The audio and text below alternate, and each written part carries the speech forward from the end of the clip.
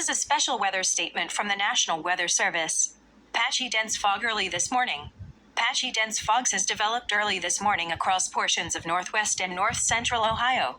Visibility ranges from unrestricted to locally less than 1/4 of a mile across the area. Motorists should be prepared for rapidly fluctuating and locally very low visibility early this morning. Visibility is expected to improve as fog dissipates shortly after sunrise.